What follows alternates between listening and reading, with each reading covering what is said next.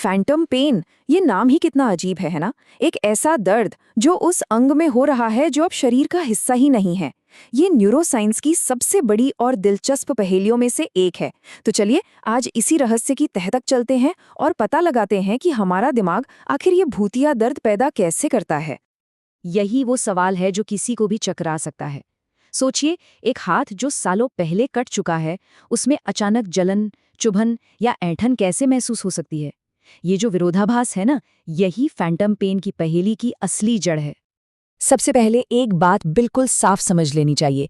ये दर्द मरीज के मन का वहम या कोई कल्पना नहीं है। ये कोई साइकोलॉजिकल इशू नहीं, बल्कि एक असली बायोलॉजिकल सच्चाई है। इसकी जड़ें हमारे नर्वस सिस्टम में बहुत गहरी हैं। ये दर्द उतना ही असली है जितना कि किसी चोट लगने का दर्द। तो चलिए इस अजीब दर्द को समझने के लिए पहले कुछ जरूरी बातों को और उनके बीच के अंतर को समझ लेते हैं। देखिए, फैंटम सेंसेशन और फैंटम पेन ये दो अलग अलग चीजें हैं। सेंसेशन का मतलब है कि बस उस अंग का एहसास होना, जैसे उसमें हल्की झुंझुनी हो रही है या खुजली हो रही है, लेकिन दर्द नहीं। वहीं दूसरी तरफ फैंटम पेन एक बहुत ही तकलीफदेह अनुभव है, जिसमें जलन, चुभन या तेज ऐंठन जैसा असली दर्द महसूस होता है। एक और कन्फ्यूजन होता है जिसे दूर करना जरूरी है। फैंटम पेन और स्टंप पेन एक नहीं है। फैंटम पेन उस अंग में महसूस होता है जो अब है ही नहीं, जबकि स्टंप पेन शरीर के उस बचे हुए हिस्से में होता है जहां से अंग काटा गया था। दोनों की जगह और वजह दोनों ही बिल्कुल अलग हैं। तो सवाल ये है कि आखिर ये दर्द आ कहाँ से रहा है? चलिए एक जासूस की तरह इन नर्व सिग्नल्स के धागों को पकड़कर इनके सोर्स तक पहुंचने की कोशिश करते हैं। हमारी इस पड़ताल में 3 मुख्य संदिग्ध हैं। पहला, पेरिफेरल नर्व्स यानी शरीर में फैली नसें। दूसरा, स्पाइनल कॉर्ड यानी हमारी रीढ़ की हड्डी। और तीसरा, जो असली मास्टरमाइंड हो सकता है, हमारा दिमाग। चलिए एक एक करके तीनों की भूमिका को समझते हैं। तो पहला सुराग हमें मिलता है पेरिफेरल नर्व्स से।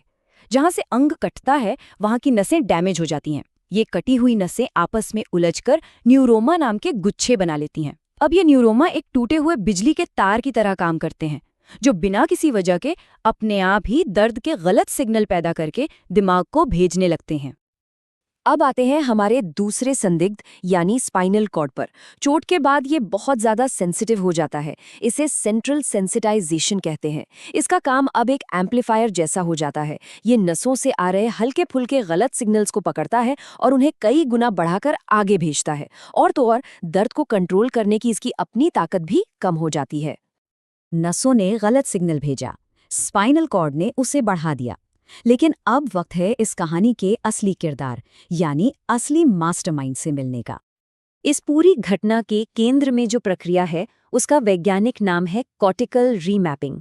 इसका सीधा सा मतलब है कि जब कोई अंग शरीर से अलग होता है तो हमारा दिमाग अपने अंदर बने शरीर के नक्शे को बदलने की कोशिश करता है, लेकिन ये बदलाव सही तरीके से नहीं हो पाता।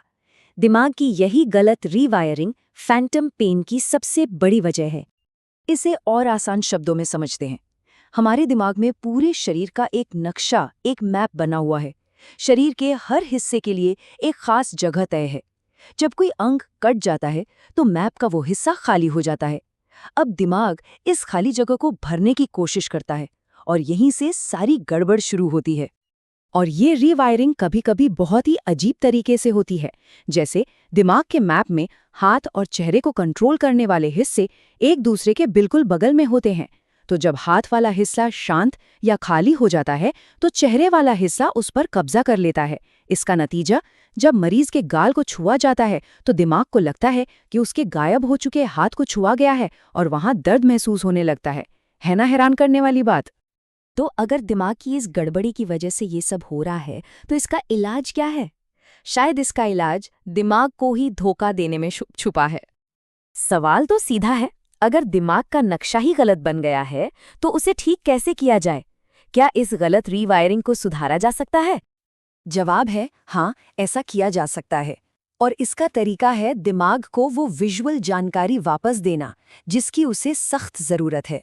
हमें दिमाग को ये दिखाना होगा कि वो अंग अभी भी मौजूद है और बिल्कुल ठीक से काम कर रहा है।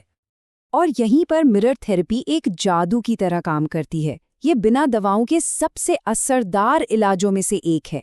इसमें एक शीशे की मदद से दिमाग को ये भ्रम दिया जाता है कि कटा हुआ अंग अभी भी वहीं है। ये विजुअल धोखा दिमाग को अपने गलत नक्शे को ठीक करने के लिए मजबूर करता है और धीरे धीरे दर्द कम होने लगता है। वैसे मिरर थेरेपी के अलावा और भी नई तकनीकें हैं जो इसी सिद्धांत पर काम करती हैं, जैसे कि वर्चुअल रियलिटी थेरेपी या ग्रेडेड मोटर इमेजरी। इन सब का एक ही मकसद है, दिमाग को नई विजुअल और सेंसरी जानकारी देकर उसे रीट्रेन करना, ताकि वो अपने मैप को सही कर सके। तो ये जो फैंटम लिम्स है, ये हमें अपने दिमाग और दर्द के एहसास के बारे में आखिर सिखाते क्या हैं? जरा इस आंकड़े पर गौर कीजिए। अंग कटने के बाद लगभग 60 से 80% लोगों को फैंटम संवेदनाएं होती हैं।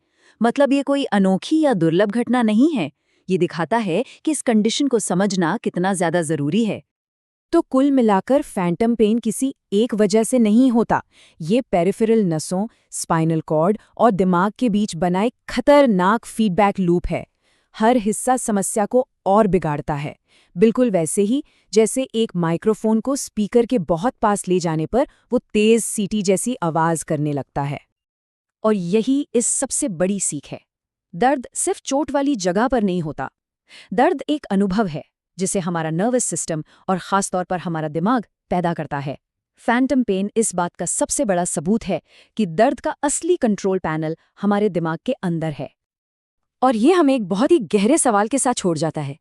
अगर हमारे दिमाग का बनाया शरीर का नक्शा इतना गलत हो सकता है और फिर भी हमें 100% असली महसूस होता है, तो क्या पता जिसे हम असलियत समझते हैं वो भी हमारे दिमाग का बनाया हुआ सिर्फ एक नक्शा ही हो।